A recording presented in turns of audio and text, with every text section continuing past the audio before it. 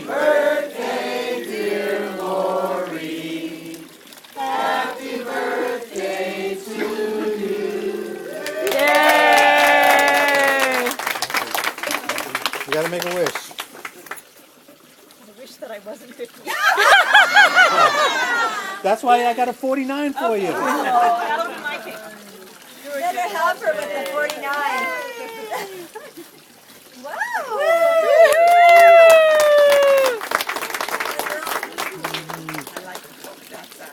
I get 2 cakes. Yeah, Lori's got 2 cakes.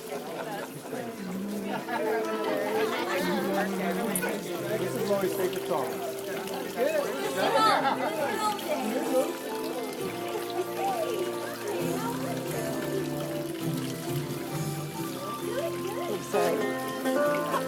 This is Lori's favorite song. When we first met, Oh, she's stuck on you. we danced to this song.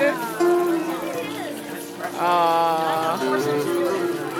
Get out there and dance. No, we're not going to dance. But I just wanted her to hear it. So I wanted to realize I haven't forgotten. Even though she's 60 years old. I'm 60.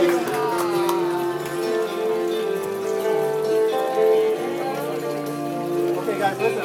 Here's the thing. I want to tell you this much, though. Some of you guys know how Lori and I met, and many of you do not. No. So Do tell. I'm going to tell you, I'm going to talk about Lori's 50 years in 3 minutes. You're going to know everything you need to know about Lori in 3 minutes. All right.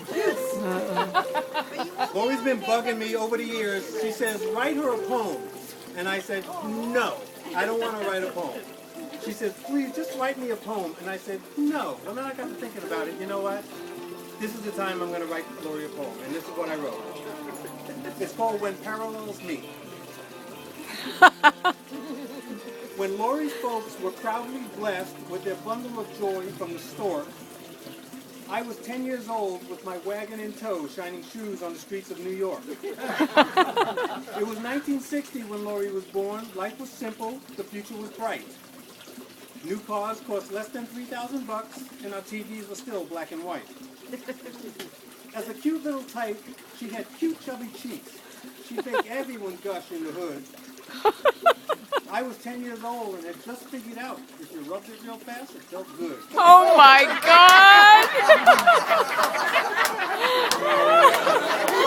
Oh no! As the 60s whizzed by and the 70s dawned, life was over, or so it would seem. She had 10-year-old issues, was skinny as hell, and boobs were still just a dream. Her woes continued through junior high. She was never too thrilled with her looks. She hated school, thought kids were cruel, so she buried herself in her books. I was 20 by then, in South Vietnam, seeing things no young man should see. But I knew that God had something in mind, and life would get better for me. While my afro was graying and my bell-bottoms fraying, the 80s had blown into town. It brought big hair, Jordache, Boy George, and Wham. It was Lori's turn to get down. With sweaters worn tight and not a blemish in sight, she would strut her stuff through the mall.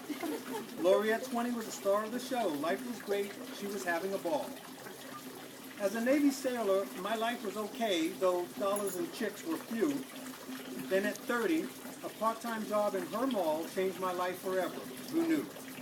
A pleasantry here and a glass of wine there, I impressed her by sniffing the cork. She would later reveal how she knew from the start she would marry this kid from New York. Why buy the cow when the milk was free? I lived my life by that rule. Oh my God! Oh, lovely. So for 14 years, I played hard to get. All her friends would just call her a fool. At a Christmas party in '94, I saw sadness all over her face as a young partygoer who was newly engaged flashed her ring all over the place. As that giddy young lady went skipping about seeking hugs for bagging her prize, I suddenly realized how much I loved this girl. I just needed to open my eyes. Aw. For 30 long years, as the love of my life, through thick and thin, she's been there. She's honest and caring, loving and warm. She can cook, and she has no gray hair. She's a babe. She's my squeeze. She's the reason I breathe. With Lori, I feel so alive. She's the envy of 30 and 40-year-olds.